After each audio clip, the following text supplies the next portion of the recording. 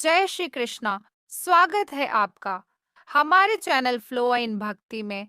आज चलिए जानते हैं शर्तिला एकादशी के बारे में।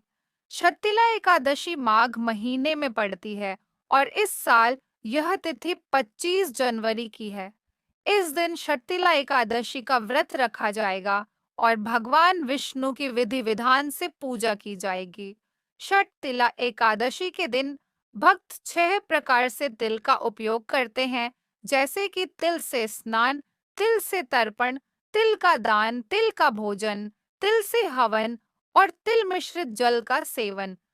यह व्रत भगवान विष्णु को प्रसन्न करने और मोक्ष प्राप्ति के लिए किया जाता है। आइए जानते हैं इस व्रत की तिथि कब से कब तक है। हिंदू पंचांग के अनुसार माघ महीने शुक्ल पक्ष की एकादशी तिथि की शुरुआत 24 जनवरी 2025 को रात 7:26 पर होगी और अगले दिन 25 जनवरी को 2025 को रात 8:31 पर समाप्त होगी। ऐसे में उदया तिथि के अनुसार 25 जनवरी 2025 दिन शनिवार को शर्तिला एकादशी मनाया जाएगा। द्वादशी तिथि प्रारंभ 25 जनवरी शनिवार रात 8:32 से इसी के साथ हरिवासर शुरू हो जाएगा और द्वादशी तिथि समाप्त 26 जनवरी रविवार रात 8:54 तक रहेगा। एकादशी यानी 25 जनवरी 2025 शनिवार ब्रह्म मुहूर्त सुबह 5:36 से 6:24 सूर्योदय, सुबह 7:13 सूर्यास्त, शाम 6:05 प्रातःकाल। पूजा मुहूर्त सुबह 5:53 से 7:53, शाम की पूजा मुहूर्त शाम 5:52 से 7:14। राहुकाल सुबह 9 बजे से 10 बजे तक रहेगा। द्वादशी तिथि 26 जनवरी 2025 रविवार, ब्रह्म मुहूर्त सुबह 5:36 से 6:24 प्रातःकाल तक रहेगा।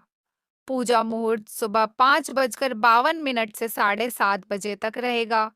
अभिजीत मुहूर्त दोपहर 12:17 से 1:01 तक रहेगा। राहुकाल शाम 4:30 से 6 बजे तक रहेगा। पारण का समय एकादशी व्रत का पारण द्वादशी तिथि में किया जाता है।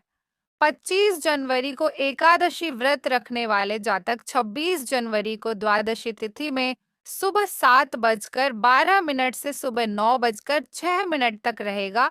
इस बीच में आप व्रत का पारण कर सकते हैं।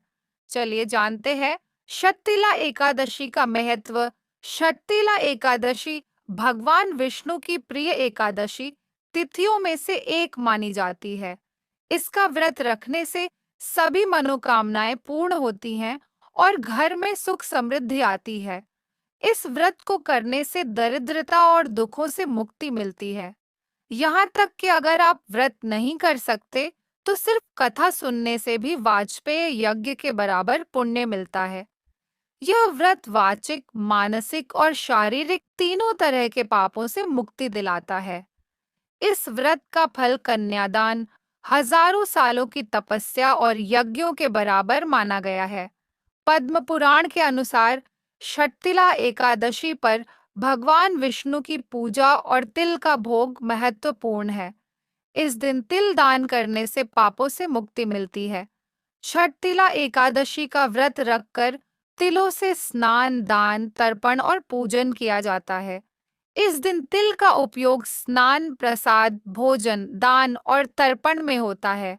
तिल के अनेक उपयोगों के कारण ही इसे शर्तिला एकादशी कहते हैं। मान्यता है कि जितने तिल दान करेंगे उतने ही पापों से मुक्ति मिलेगी। चलिए अब सुनते हैं शर्तिला एकादशी की कथा। एक समय की बात है, एक ब्राह्मण की स्त्री अपने पति की मृत्यु के उपरांत अपना सारा वक्त भगवान विष्णु की आराधना में लगा रही थी। एक बार उसने पूरे महीने भगवान विष्णु की उपासना की, परंतु दान पुण्य ना करने से उसका सारा पुण्य अधूरा ही रह गया। ऐसा देख लक्ष्मीपति भगवान विष्णु स्वयं उसकी कुटिया में एक भिक्षुक का वेश धारण कर पहुंचे और उन्होंने स्त्री से भिक्षा मांगी। तब उसने भिक्षुक के हाथ में एक मिट्टी का ढेला थमा दिया। यह देख भगवान विष्णु वहां से अपने बैकुंठ वापस लौट आए।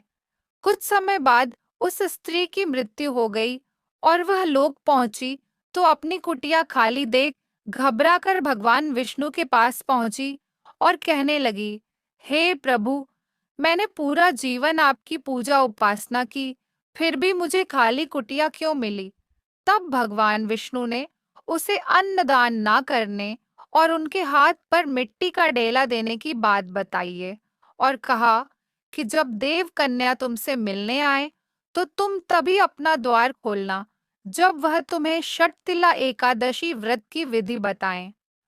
भगवान विष्णु के बताए अनुसार स्त्री ने ऐसा ही किया। जब देव कन्या उससे मिलने आई तो उसने उनसे षटतिला एकादशी के व्रत के बारे में जानकारी मांगी और फिर पूरे विधि विधान के साथ षटतिला एकादशी का व्रत किया, जिसके प्रभाव से उसकी कुटिया में अन्न भर गया।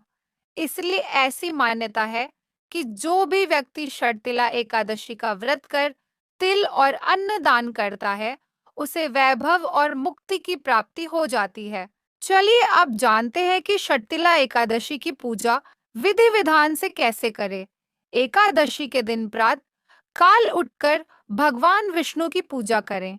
दिन भर व्रत करने के बाद रात में भगवान विष्णु की आराधना करें और फिर हवन करें। अगले दिन द्वादशी तिथि पर प्रातः काल उठकर स्नान करें, फिर साफ सुथरे वस्त्र धारण करें और भगवान विष्णु को भोग लगाएं। अंत में पंडितों को भोजन कराएं, उसके बाद अन्न जल ग्रहण करें। एकादशी व्रत की विधि दशमी की रात्रि से ही शुरू हो जाती है। मान्यता है कि इन विधियों का पूरी श्रद्धा से पालन करने से व्यक्ति के जीवन में सुख समृद्धि आती है। तो आइए जानते हैं षटतिला एकादशी के दिन किन-किन विधियों का पालन करना चाहिए। दशमी तिथि के सूर्यास्त के बाद व्रती को भोजन नहीं करना चाहिए। नारद पुराण के अनुसार इस दिन व्रती को सुबह जल्दी उठकर अपने दैनिक कार्यों से निवृत्त होकर तिल युक्त जल से स्नान करना चाहिए। स्नान करने के बाद भगवान विष्णु का ध्यान करें और व्रत का संकल्प लें। अपने मंदिर में भगवान श्री हरि विष्णु की मूर्ति या चित्र स्थापित करें। मूर्ति और उसके आसपास तिल और गंगा जल छिड़ककर मूर्ति या चित्र को पंचामृत से स्नान कराएं, जिसमें तिल अवश्य शामिल होना चाहिए। घट स्थापना के बाद घी का दीपक जलाएं, धूप बत्ती जलाएं और भगवान को तिल के साथ फूल और मिठाई अर्पित करें। विष्णु सहस्त्र नाम का जाप करें और पूजा करें। घर के मंदिर में भगवान श्री हरि विष्णु की मूर्ति के सामने विष्णु आरती का पाठ करने की सलाह दी जाती है। इस शुभ दिन पर तिल का दान करना सबसे महत्वपूर्ण अनुष्ठानों में से एक माना जाता है, क्योंकि ऐसा माना जाता है कि आप जितने तिल दान करते हैं, उतने ही दिनों तक स्वर्ग में रहते हैं। इस वीडियो को आप जरूर लाइक करें और अगर आपका कोई सुझाव हो तो जरूर कमेंट करें और अपने परिवारजनों और नात रिश्तेदारों को भी यह वीडियो जरूर शेयर करें। मिलती हूँ अगले वीडियो में। जय श्री कृष्णा।